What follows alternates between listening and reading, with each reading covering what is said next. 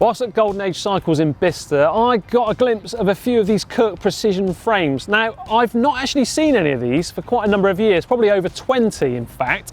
And well, Brian, he's even got 3 of these here, so I thought I'm going to share with you what I reckon is one of the most iconic yet unpopular frames we've ever seen.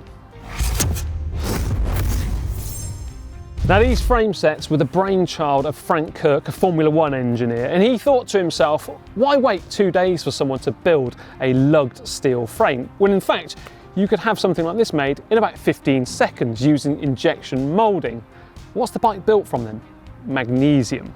Now, there was a television series in the UK called Blue Peter, it might still be going, I don't know, but they drove a truck over the rear end of one of these bikes and it didn't break. However, in the real world, things weren't quite as strong as that because they seem to have a bit of a popularity for braking, I think, down at the bottom bracket or sometimes up here by the actual gear levers too. This one though, there's no faults with this one whatsoever, which I'm glad to see because it's about my size, so I might take it for a spin later on. Now, these bikes are from around about 1986 and 1987, and there was even a professional road team using them. I remember them.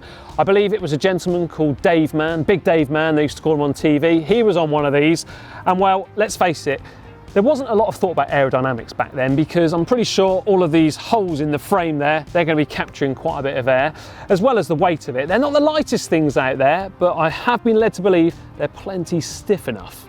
Of course, a real fun time for engineering and design though, because the tube shapes are really cool. I'm a big fan of these, but there's some interesting refinements then had to actually go onto the frame in order to make it work properly like a bicycle should. So we've got cable guides here that are just sort of plastic rivets that have gone through from one side to the other, and then the gear levers where they're mounted on is kind of with this little humpback, if you like, on the down tube here.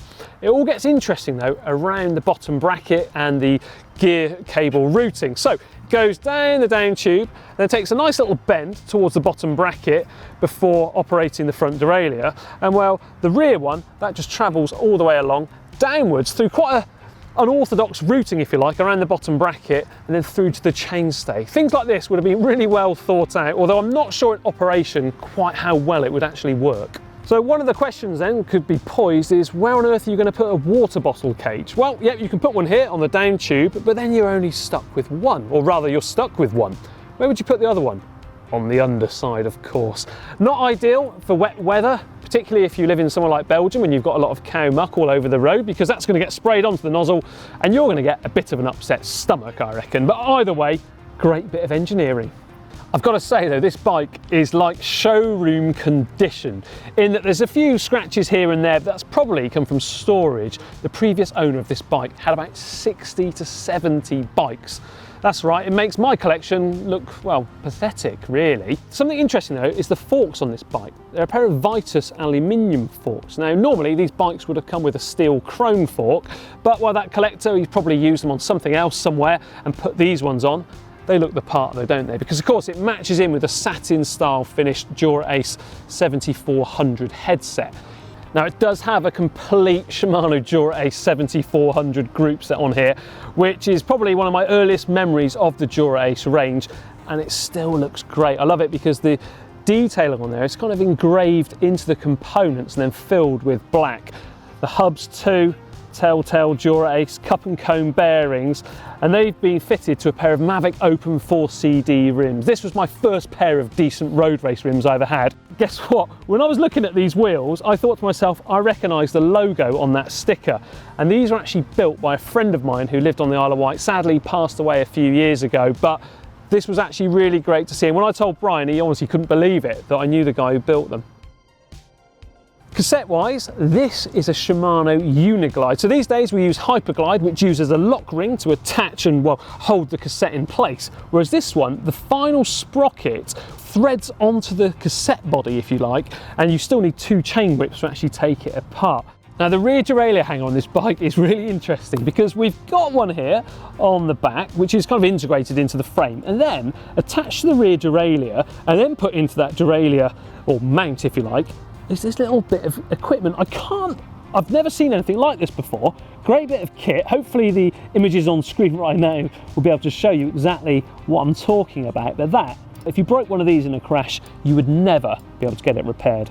Chainset wise, again Shimano Dura-Ace, the 7402. We've got a 5339 chain rings on there, so quite possibly an aftermarket selection, but it's fitted onto a Shimano Dura-Ace cup and cone style bottom bracket, so no sealed bearings whatsoever. It's just done with the finesse of a mechanic.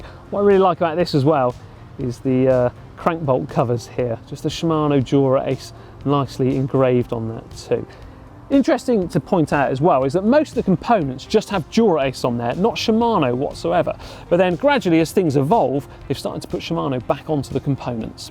What I must just point out too is the lovely recess in the frame design here on the chainstay, allowing that cable just to sit in there nicely out of the wind, a bit more aerodynamic. It's just a shame that well, the rest of the frame has all these holes in it.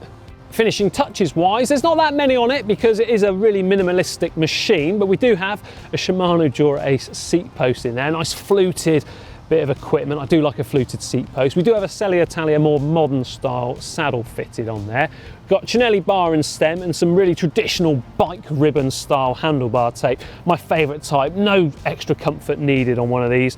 And well, these brake levers, that reminds me of my inner Sean Yates, if you like. A bit further round than what Yatesy would like, but a lovely feel to them. There we are, the Kirk Precision. Let me know what you think of it down there in the comments section. Is there a wilder and wackier frame design than this?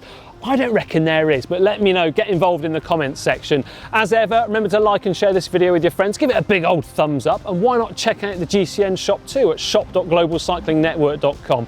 And now for 2 more great videos, how about clicking just down here and just down here.